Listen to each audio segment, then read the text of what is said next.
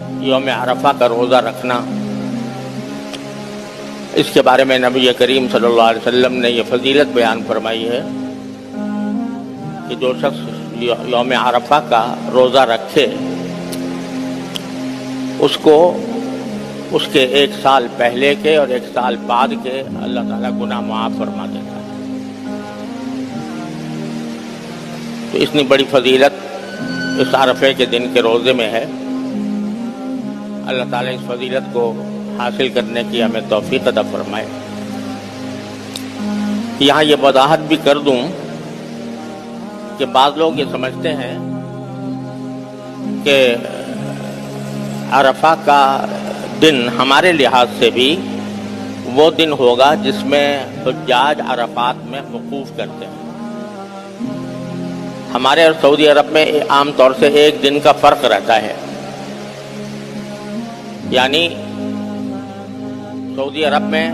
عرفے کا دن پیر کو ہوگا اور ہمارے لحاظ سے منگل کو ہوگا۔ تو بعض حضرات یہ سمجھتے ہیں کہ یوم عرفہ کی جو فضیلت ہے یہ اسی دن ہے جس دن کے حجاج عرفات میں وقوف کر رہے ہوں، لہذا یہ سمجھتے ہیں کہ بھئی ہمارے لحاظ سے بھی ہمیں پیر کے دن عرفات یوم عرفہ کے احکام اختیار کرنے چاہیے، اور کہتے ہیں کہ کیونکہ عرفے کی فضیلت اسی وجہ سے ہے کہ اس دن حجاج عرفات میں وقوف کر کے حج کا سب سے بڑا رکن ادا کرتے ہیں، لہذا کیونکہ وہ پیر کے دن کر رہے ہیں لہذا ہمیں پیر کے دن کو سمجھنا چاہیے کہ ہمارا یوم عرفہ بھی وہی ہے۔ لیکن یہ بات صحیح نہیں ہے۔ جو چاند کے اختلاف سے جو دنوں میں اختلاف ہوتا ہے دنیا میں، کہ بعض اوقات 1 دن کا فرق پڑ جاتا ہے، تو اس میں شریعت کا اصول یہ ہے کہ ہر جگہ اس کے اپنے افق کا اعتبار ہوتا ہے۔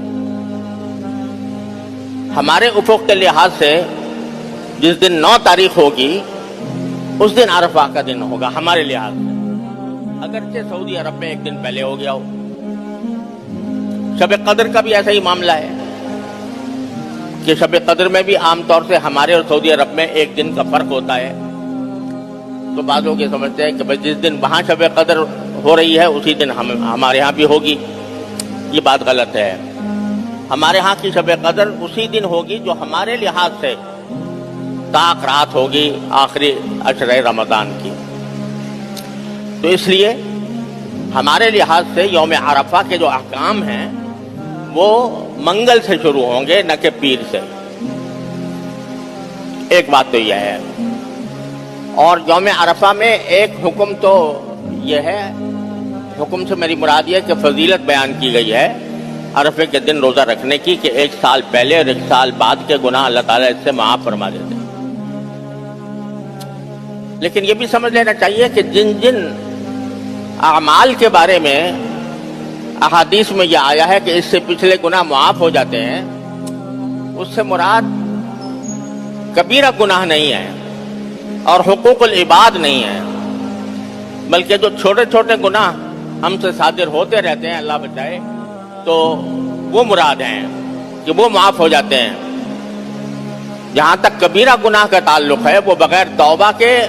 معاف نہیں ہوتا، الا یہ کہ اللہ تعالیٰ کسی پر اپنے فضل و کرم سے اپنی رحمت فرما دے۔ اسی طرح حقوق العباد جو ہیں بندوں کے حقوق، وہ بھی محض روزہ رکھ لینے سے معاف نہیں ہوں گے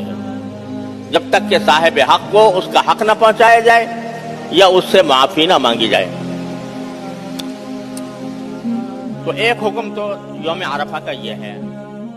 مرکز دین و ایمان، مرکز دین و ایمان، مرکز دین و ایمان، مرکز دین و